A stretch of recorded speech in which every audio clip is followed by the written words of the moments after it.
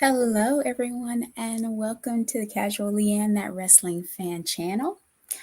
If this is your first time on Casualeann, that wrestling fan, welcome, of course.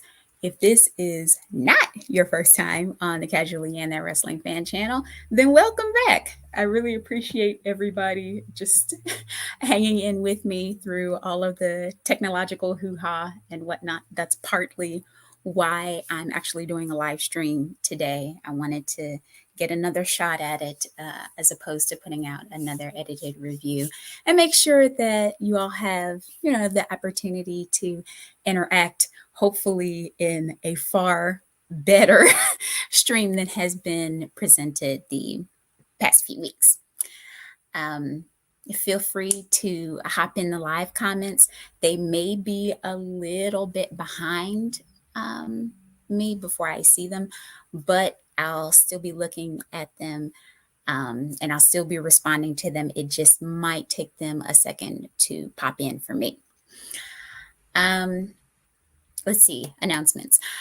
Make sure that if you're here, that you put a comment in the comments section. The first two people to put a comment in the comments are going to receive a $10 gift card or a $10 e-gift card to Shine On Editing. You should be able to see that here. If you like to write scripts, if you got an important email that people need to see, they, want it to look nice, you want it to look nice, Shine On Editing, perfect place for that. You will get $10 off of any review. And I'll actually put this down in the comments. You can go to shineonediting.com, see what sort of services are offered. But yeah, first two people in the comments are going to get one free. Let's see, what else? I do have a conference on next week, so there won't be any posts. But the week after that, the Raw Talk review stream will be the next one. That should be October 3rd, I think, for the October 2nd Raw Talk. Oh, let me get rid of this. But yeah, feel free to hop in on the comments. Again, I'm looking at the live chat as it goes up. What else? Is there anything else? I feel like there was something else I needed to mention. Oh yeah, please, if at all possible, become a Patreon backer. If you'd like to support the content, help me in my perpetual fight to make sure that it gets better and is good. Please do that. If you are a Patreon backer, you will receive I think, a shout out on each episode that I do, each review. You're going to get exclusive content. So, all of those like soundless reviews those soundless outtakes that I do, you're actually going to see the extended versions of that and the stuff that I was really saying. that's usually edited out on the outro. Right now, the video that got blocked in a whole bunch of countries, the Big E video, that is up. That's exclusive to Patreons right now. Patreon backers, patrons. That's exclusive to them right now. It's the only place that it exists in its entirety, because even in the States, like, parts of it had to be chopped out. So the only place you can get it is on Patreon. And you'll also get a monthly hangout online with me. So we'll look at any episode of a TV show, any film, something like that. You'll get one of those a month with me, just for being a Patreon backer. And it should be a lot of fun. So yeah, definitely do that. Okay, so onward and upward into the jaws of the Smackdown Lowdown review. I'm acting like it's bad. It's not going to be bad. And the show wasn't bad either. Right. Okay. So trying to make sure I have the pictures here. And my apologies, it might get a little clunky, but we're gonna go on. Um, because yeah, that's actually part of, again, why I had another review I wanted to do, or another live stream, I should say. Okay. I don't know why the pictures aren't popping up, because I can see them here, but they're not coming in on your end. But that's weird. Okay. Anyway, so Jackie Redmond and Matt Camp welcome us. They announced that JBL is going to be their third panelist. She wants to know what he's actually going to say about Matt Camp's outfit. What in the world?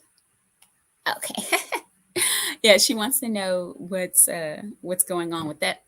And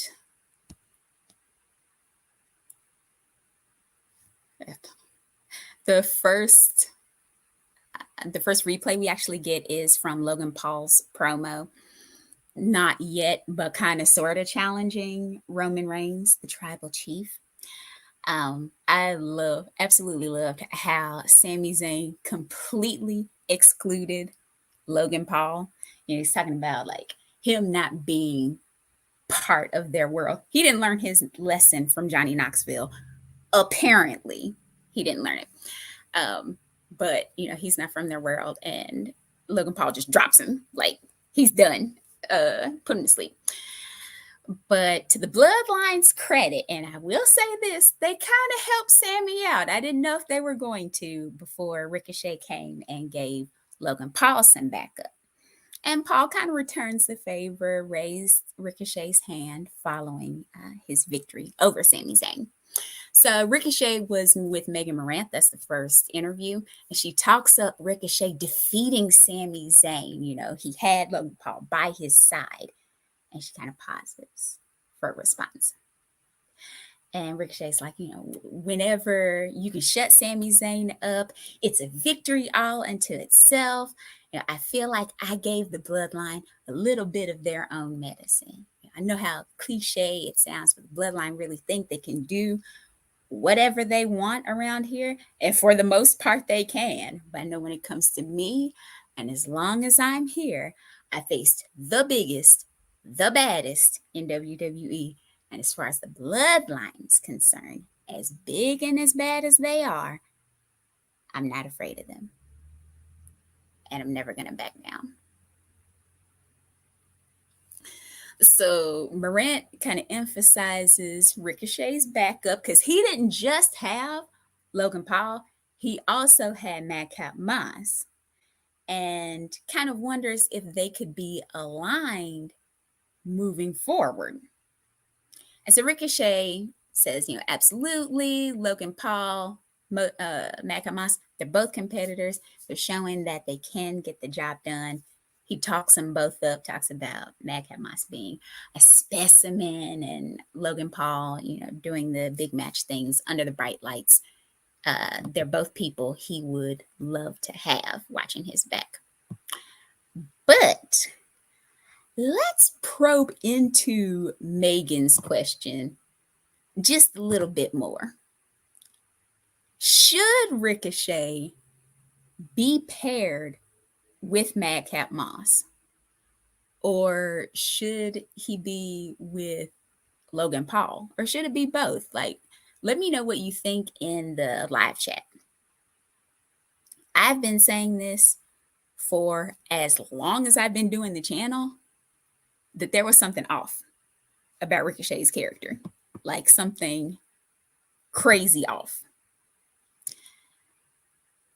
I'm not talking about the man. Don't get me wrong there. Not at all. But there's something in his character that kind of makes him sound like a tool a little bit. Like not so much of a confident babyface butt kicker, but like just a jerk, to be honest. And kind of pretending to be a baby face when he's not. And when I saw him come out with Logan Paul, I was like, you know what? That's perfect. They are the same exact character. Great ring skills, nice look, but absolute pricks. Both of them, except that Logan Paul might actually be one. That just happen to be cast as baby faces. It makes the same amount of sense for either one of them to be a baby face, which is absolutely none. But then when I saw him in this segment, sorry about that. When I saw him in this segment with Megan Morant, I was like, you know what? This is a different side of him. It's more team-based. It's more humble. He felt like a real baby face finally, instead of one that was just kind of playing that part. So I think it depends. At least for my money, I think it depends on who Ricochet is about to be as to whether he needs to be with Madcap Moss or Logan Paul. If we're still going to get the kind of tool Ricochet, then yeah, he needs to be with Logan Paul, who is also a tool. But if he's going to turn more towards this more humble, I'm not going to say softer side, but yeah, more of a genuine baby face, then it needs to be Madcap Moss, because they both look like they have that kind of intense energy that's still genuine. But anyway, either way, Paul's going to be the more high profile of the allies. But what do you all think?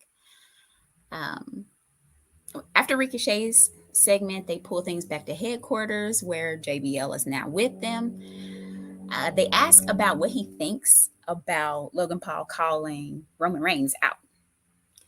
And so he calls Paul a once-in-a-generation talent. He compares him to Gorgeous George, says every industry he's in, he changes it. And he predicts that the head of the table will, in fact, accept the challenge, which he did. And Jackie Redmond then asks about his opinion on Matt Camp's outfit. And again, I don't know why the pictures aren't working, but to paint the picture a little bit, not that I can talk at the moment, but Matt Camp has like this like red and white trimmed like floral, just it's a little bizarre. Go back and have a look at it if you want, but Jackie Redmond's dying to figure out what JBL thinks about it. He says that Jackie looks beautiful, but back in the day when they didn't have a lot of money, they stayed in a lot of Super 8s and they stayed in a lot of Motel 6s. And Max he calls him Max, looks like he stole one of the shower curtains from those cheap hotels to make a shirt. And he asks if it had a long extension cord or batteries it ran on. Just my hardest laugh of the show. He's such a jerk. But when you're funny with it, somehow it's more acceptable. Like, strange little world we live in here.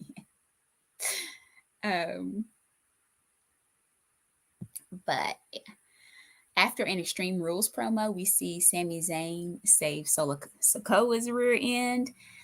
He gave the Street Champion time to kind of turn things around and defeat Madcap Moss. Of course, since then, Solo's been stripped of the North American Championship, supposedly because he wasn't part of the audience's choices for the challengers on NXT 2.0. It's a kayfabe reason, but I don't know what the real justification for it actually is. I don't know if they thought they made a mistake putting the belts on him, but I don't know. I have some content in development that may or may not play into that. in some way. So keep your eyes open. But conversation shifts to Raquel Rodriguez and Bayley's one-on-one match. The latter takes the numbers advantage to its zenith. She beats Raquel, but Shotzi comes to Big Mommy Cool's aid after that. I'm a fan. I am. Shotzi never should have turned heel. She should have stayed a babyface. But Megan Morant has Shotzi backstage. She asks what's been going on with her lately, and she wants to talk about damage control. And damage control, to be honest, are starting to feel like the Simpsons Poochie of WWE. Like whenever they're not on screen, someone should be asking, well, where's damage control? Where's damage control? Okay, anyway.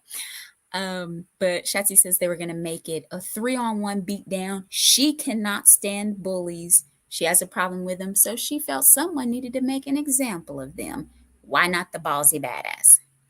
I wonder if that's her nickname now, before or previously, but I dig. The material wasn't terrific, but she had some conviction in her delivery. She had some personality to her, and it made me want to see Shotzi more. Like the segment worked well. I wanted to hear her give more promos and see her matches too. But after one last commercial break, we see the interview between the baddest woman on the planet, Ronda Rousey, and Kayla Braxton. She says this time there will be no controversy in the SmackDown Women's Championship match. So I was so into how confident and how certain Liv felt in this battle of rhetoric that they had. You know, she's not the woman who's going to win because of desperation anymore. She's going to win because she's more resourceful. And Ronda, in all her badness, can't do anything about it. She even points out that she's the only one who's beaten her twice. So she wasn't even shaken by the "it's your funeral" line. So kudos. After that, we got the 8-man fatal 4-way with the New Day, Imperium, Brawling Brutes, and Hit Row for the #1 contendership for the undisputed tag team champions. The Brawling Brutes become the #1 contenders, and still in a celebratory mood, Sheamus, Ridge, Butch, and Megan Morant are in the locker room. So the Brawling Brutes are shoving and nudging and nugging each other like they're a basket of puppies or something. Sheamus calls this another banger from the Brawling Brutes. He says when they take on the Usos and win, it'll be the end of a family curse that has cast its shadow upon this entire company. Somebody has to stop the bloodline, and they're the lads to do it because we put on banger after banger after banger after banger. He makes it like a soccer chant, and they start like beating on their chests every time he says it. I forgot how charismatic Sheamus is, and I love him in a Raw Talk or a Smackdown Lowdown segment, but just the repeats of, banger after banger after banger. Ugh. Especially with Ridge there, it was kind of disturbing to hear. I know they didn't mean it that way, but ugh. I'll get over it eventually. I will. But they carry Butch off on their shoulders, seemingly to celebrate. Not gonna lie, I have never been happier for the bloodline to have a stranglehold of some belts in my life. I think it's for the best. Brawling Brutes do not need to be tag team champions right now. They just don't. But JBL, for his money, thinks they aren't ready. And that even if you brought back the 1984 Road Warriors, you are not beating the bloodline right now. They are unbeatable. I agree. This visual alone is too important of, all of the people in the bloodline with the belts in their hands. They're not letting that go. The Usos are the only champions right now that regularly defend the title. So they need to look important. They need to look strong. Don't take the belts off of them. But just before they sign off for the evening, Matt sneaks in this question. It's like not even a minute left. And he asks JBL, what's going on with you and Happy Corbin? Now, other than him calling Corbin to the limousine thing, there hasn't even been a reference to this on Smackdown, not that I've seen. So to me, it was kind of low-key the most interesting thing that was said for the whole night. And it came right at the end. Like, that was perfect. I'm curious as to what you all think. And if you don't get it in by the end of the stream, like, let me know down in the comments, like, what is going on with Happy Corbin and JBL? Like, they're both kind of douches too. but I am curious about that. Okay, yes, I agree, Katana. Like, no, just, I mean, they'll be fine for number one contenders. Imperium would be great, in my humble opinion, to be number one contenders to go against the Usos. You know, they have that kind of same, you know, collective, like, we are going to go and destroy everything vibe that the Bloodline has. You know, they could really have some wars that way, wars that wouldn't hurt other people. But okay, all right. Still not over it. What's going on, Joe Mama? I see you in the chat. Appreciate both of you being here. But yeah, which of the three segments kind of sounds the best to you? Was it Shotzi, the Brawling Brutes, Ricochet? Like, let me know either here or in the comments. I loved every single one. There was character development. I tend to favor plot development, but we don't get that all that often. The character development works well over the long haul, so it was good to see that on Smackdown Lowdown. Ricochet became someone with more heart. Shotzi became a baby face.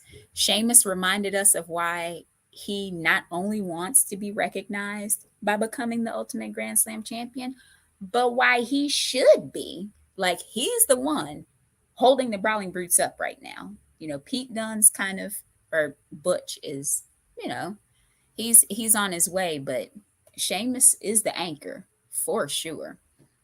But yeah, again, I absolutely cannot thank you all enough for hanging in there with me. I'm always looking for ways to try to get better, and still having watchers while I try to make that happen is, I mean, the best motivation that I could possibly ask for. Don't forget to put a comment down in the comments section. Again, the first two are going to get that $10 e-gift card from Shine On Editing to, you know, make your words and your phrases, all that sort of thing, really shine when it's important. I will be out for next week, but I'll be back for the October 2nd Raw Talk review. Please like, share, subscribe, all the lovely YouTube things that help other people who like this content to actually find me. Yeah, become a Patreon, all that. I love you all, and I'll see you soon.